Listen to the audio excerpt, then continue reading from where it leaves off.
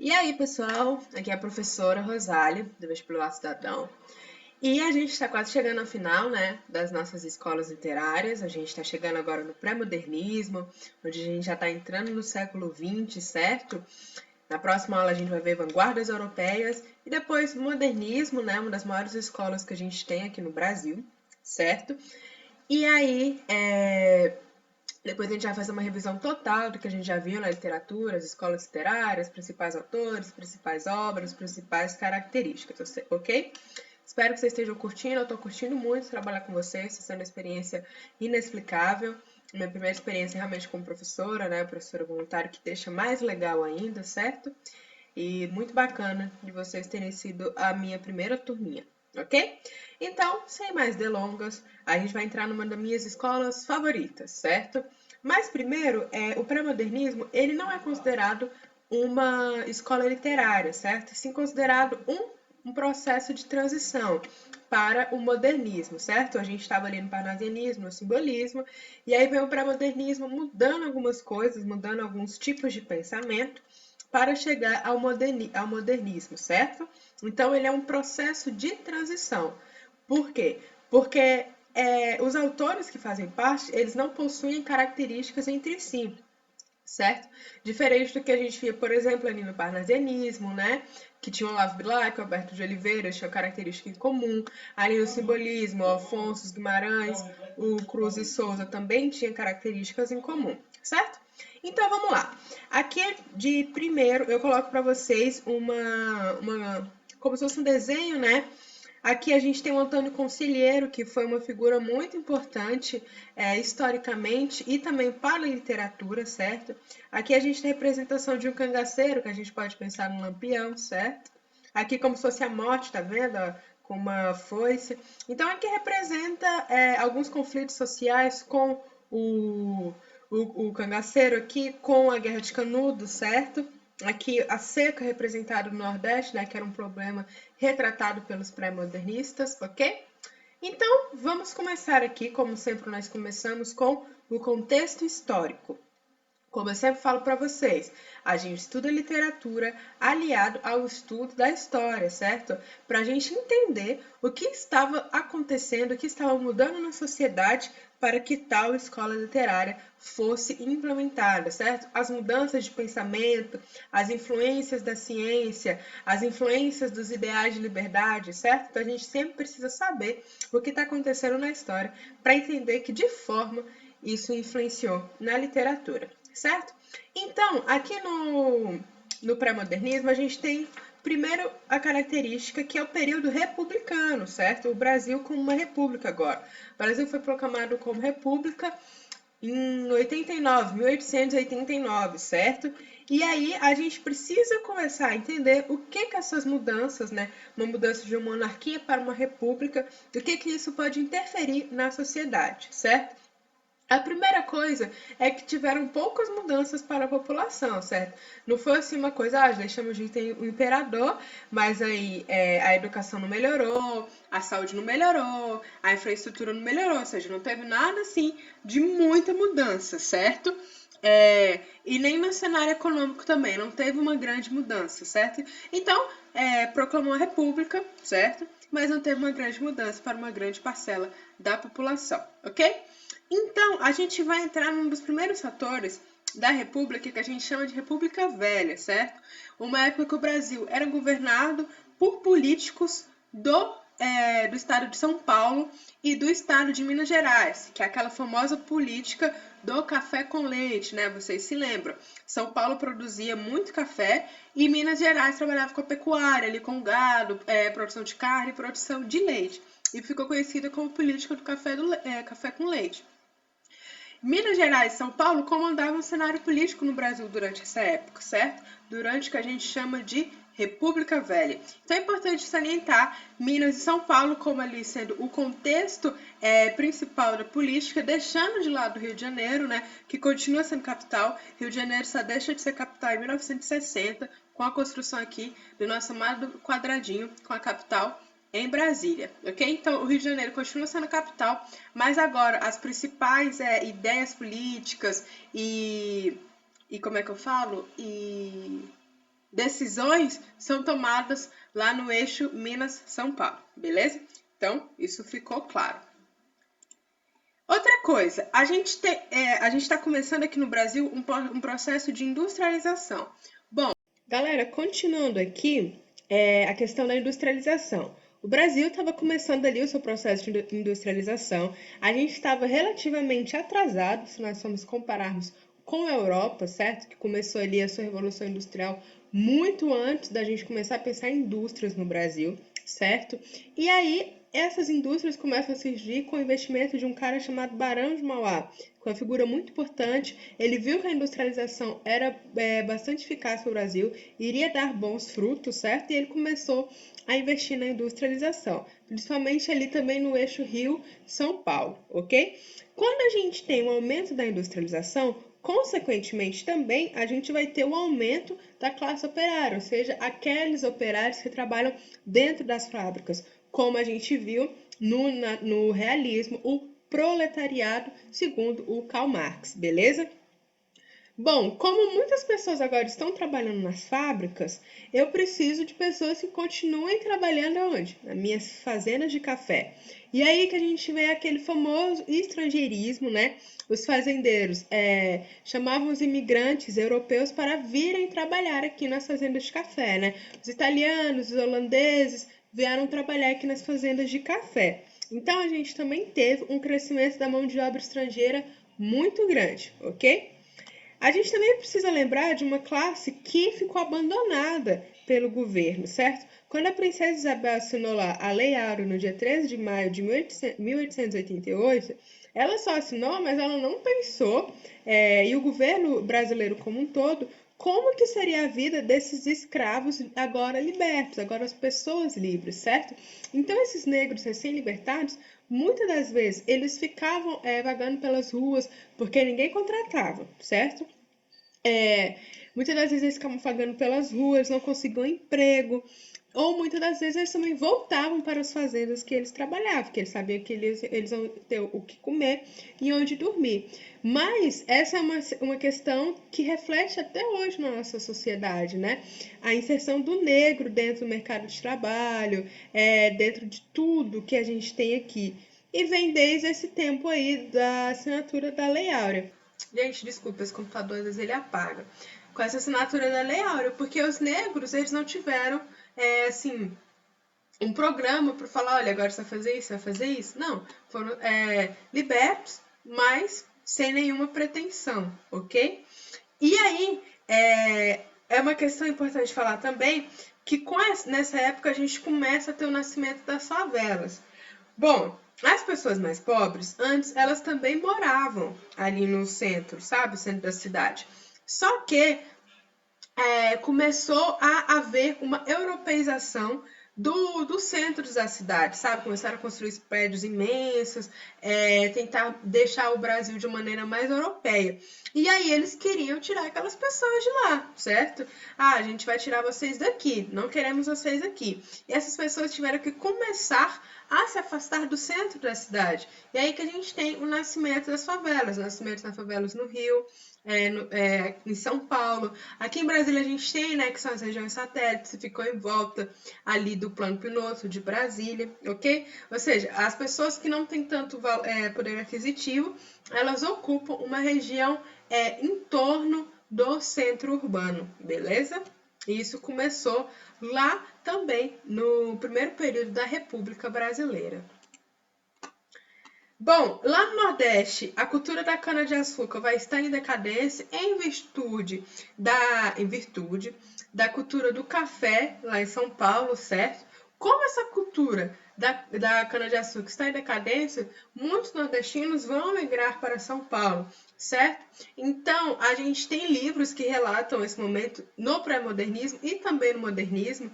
O Graciliano trabalha com isso, a Raquel, o Jorge Amado também trabalham com isso bastante. Essa questão da imigração do nordestino buscando melhores condições de trabalho e, consequentemente, melhores condições de vida, beleza? E aí, o que a gente tem? a gente tem o proletariado, os ex-escravos e esses novos imigrantes que vieram trabalhar aqui no Brasil. E eles juntos vão formar a camada mais baixa que a gente tem aqui na sociedade brasileira. A camada que era deixada de lado pela literatura, pelos escritores. Só que isso vai começar a mudar aqui no pré-modernismo.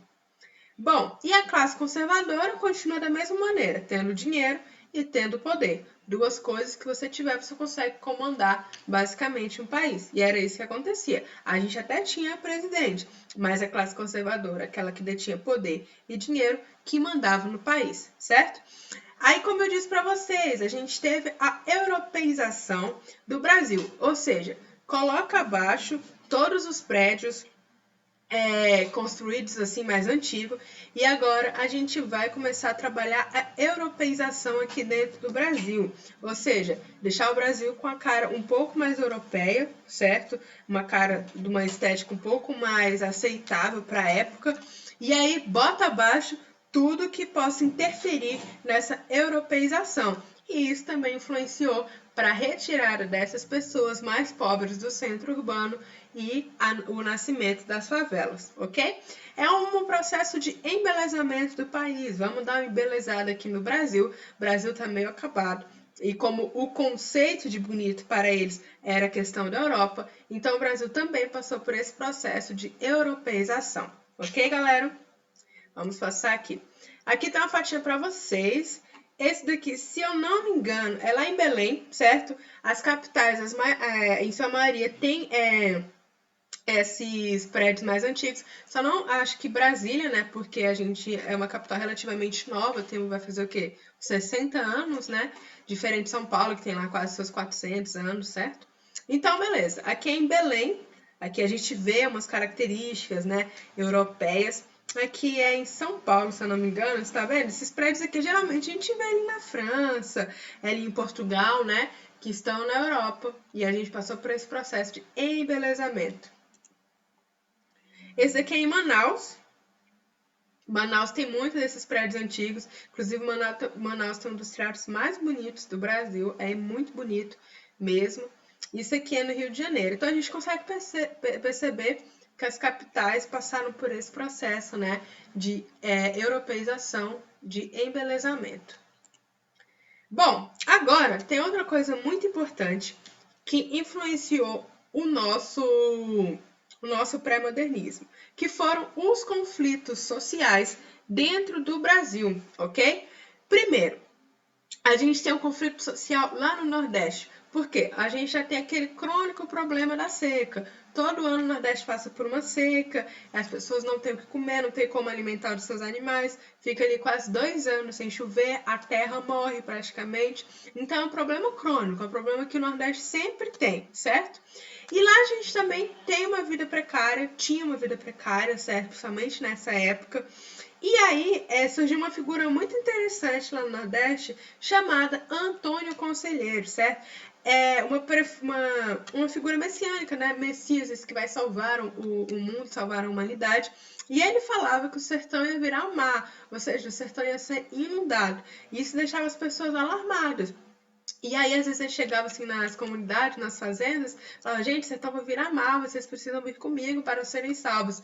E aí, ele conseguiu juntar uma grande quantidade de pessoas, né, que acreditavam nessa profecia dele e fundou a comunidade de Belo Monte, né, uma comunidade autossuficiente ali com os princípios a terra de todos, né, porque também tinha a questão do latifúndio, que era muito grande no Nordeste, ou seja, uma grande porção de terra de uma única pessoa que produz um único tipo de vegetal, único tipo de alimento. Lá na comunidade de Belo Monte, a terra era de todos produziam para todos, certo? E aí ali eles comiam, ali eles conseguiam vender suas coisas. Então, isso incomodou muito a República Brasileira, certo? E aí a República mandou para essa comunidade de Belo Monte soldados. E lá a gente teve a famosa Guerra de Canudos, beleza? Então, só para contextualizar essa figura do Antônio Conselheiro. Bom, a gente também teve o fenômeno do cangaço, né? O cangaço que eram pessoas como que faziam justiça com as próprias mãos, né?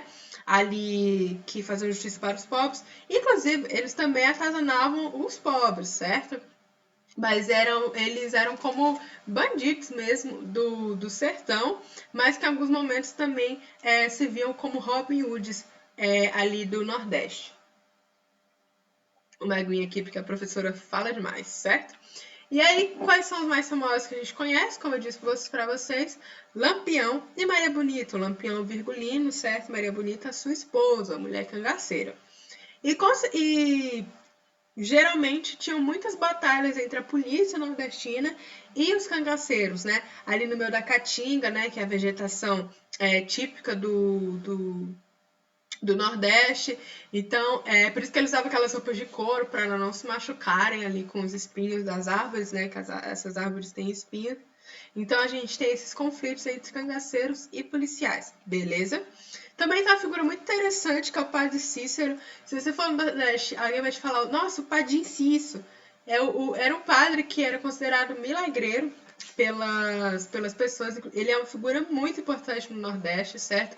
O padre Cícero. Então a gente também precisa levar em consideração esse padre, ok? Aqui também um desenho do Antônio Conselheiro, não tem foto dele, certo? Eu até achei um negócio meio estranho na internet, que era tipo a cabeça dele, mas eu não quis colocar aqui não, porque achei meio pesado, ok?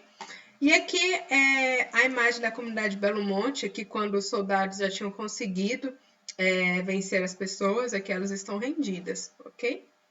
Bem triste mesmo. Aqui a gente tem um conflito, né? Eu sei que é uma cena de novela, mas eu achei interessante. Os policiais, aqui os cangaceiros, sopas de couro, chapéu. E aqui é o grupo do nosso famoso virgulino, Lampião. Aqui é ele, né, que ele tinha um olho meio assim. Maria Bonita e o resto do seu bando. Chapéu bem interessante, né? Outra coisa importante de falar também é a questão da riqueza da borracha lá no Amazonas, né? Ali na Amazônia, que foi a fase áurea da extração da borracha, ok? As pessoas iam extrair borracha, inclusive tem um ciclo econômico que a gente fala que é o ciclo da borracha, né? E por conta disso, dessa riqueza da borracha, o norte começou também a ter ali os seus centros culturais, que são principalmente Manaus, capital do Amazonas, e Belém, beleza? Que é a capital do Pará. E aqui é uma imagem dos pessoal que extraía a borracha, né? Beleza. Agora, já vimos bastante coisa de história, eu gosto muito de história. E agora a gente vai entrar mesmo na questão da literatura, certo? Vamos ver aqui as principais características, o que os autores pensavam e o que os levaram a começar a escrever de uma maneira diferente, certo? Então, esses autores aqui que a gente tem, eles estão em busca de um país. Mas qual país? O país que a gente já viu no realismo, no naturalismo, no romantismo? Não. Eles estão em busca de um país que ainda não tinha sido representado dentro da literatura. Poxa, no realismo a gente até que viu algumas coisas, né? A gente viu ali alguns tipos do Machado de Assis. No naturalismo, com a Luiz de Azevedo, a gente também viu ali um pouco das camadas mais baixas, mas ainda não era uma coisa concreta, certo? E esses autores aqui, que estão em busca de um país, eles não dão espaço para idealização.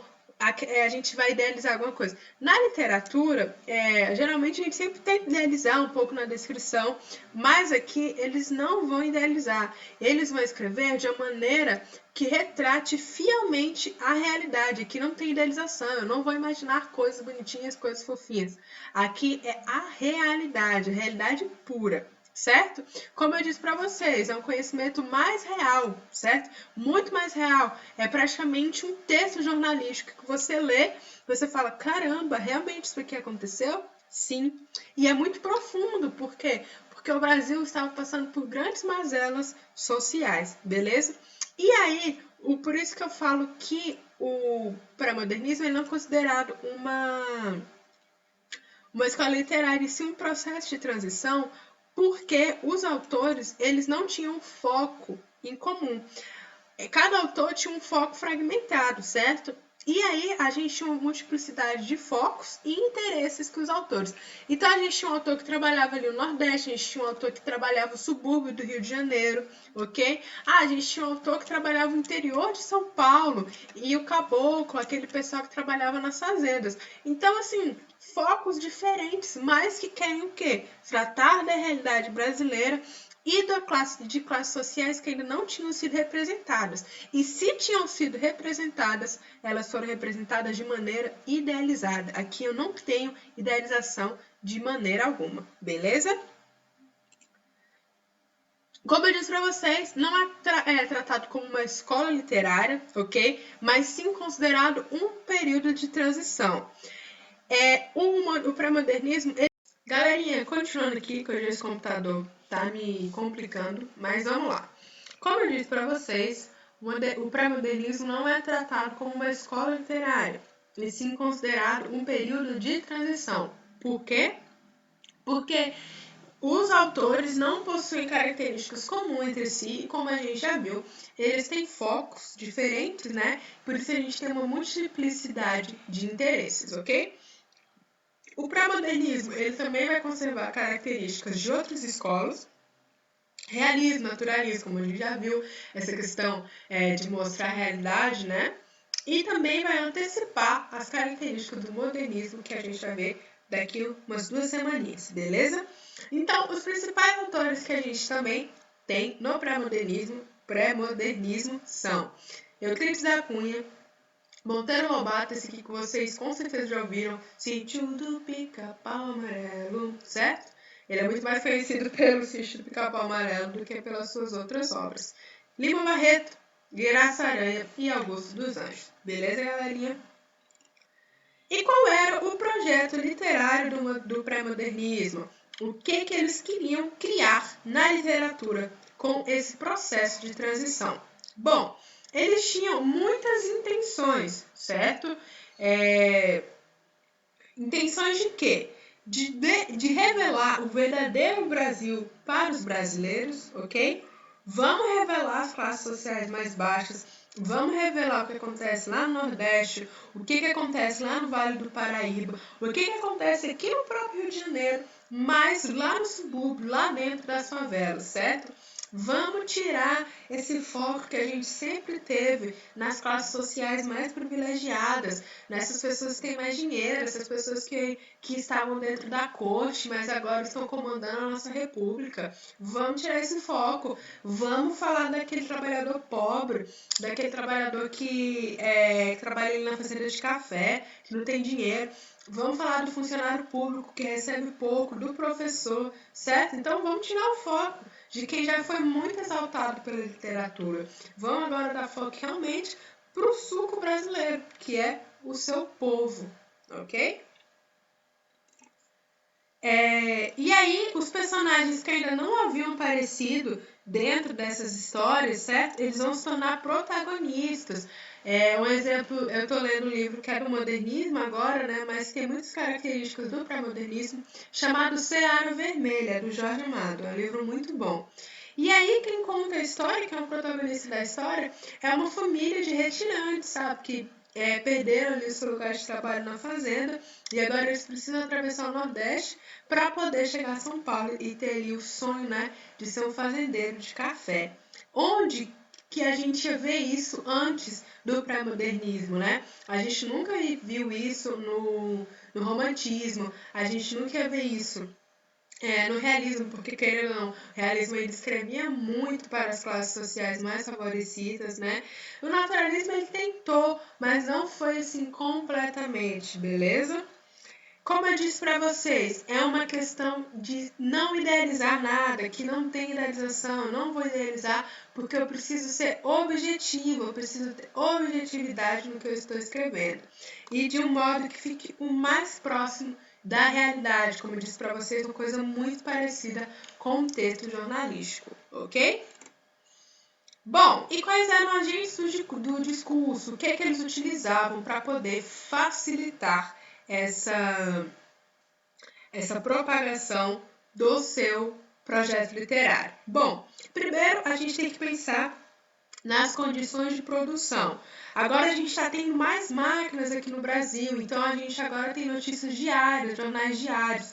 Então a gente consegue produzir e tá ali no jornal todo dia, beleza? É uma literatura representativa, ou seja, ela vai representar as camadas mais sociais, aquelas pessoas que ainda não tinham aparecido nos meus livros, certo?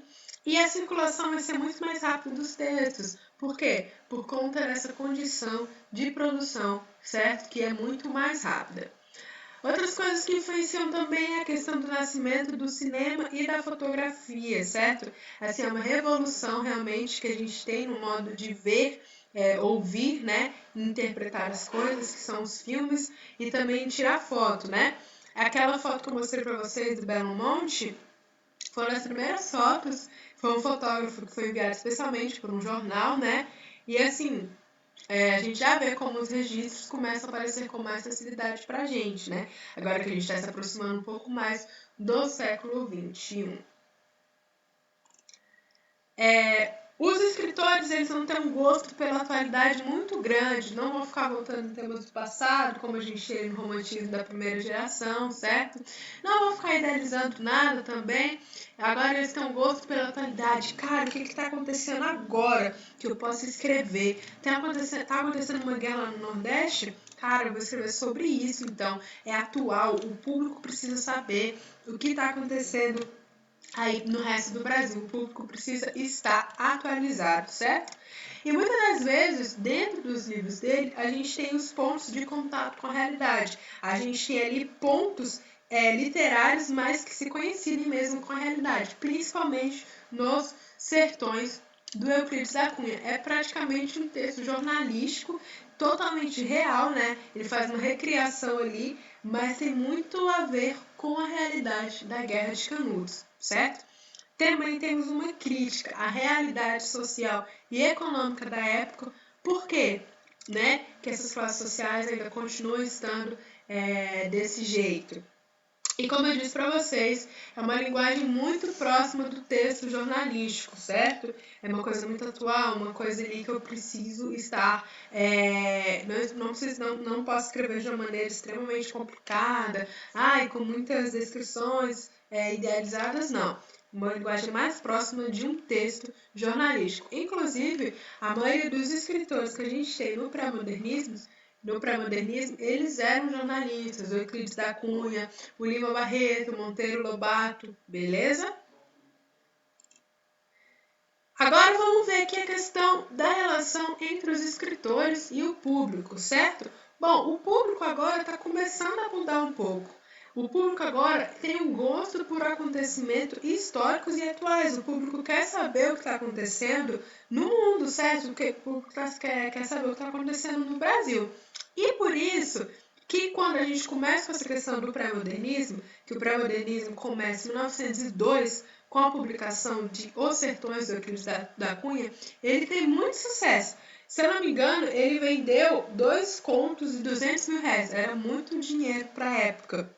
Ele vendeu muito livro, certo? Ou seja, o público fez dele um ótimo autor, né? E o recepcionou muito bem. Então a gente tem uma boa recepção do público para os pré-modernistas, diferente do que a gente viu ali com os simbolistas, né? Que a gente viu na linha passada, que eles eram chamados de cabeça nas nuvens, ok? Então o público tem uma boa relação com os escritores do pré-modernismo, porque eles realmente têm esse gosto por acontecimentos históricos e atuais. Bom, galerinha, eu vou encerrar aqui por agora para deixar a segunda parte só para os autores, beleza?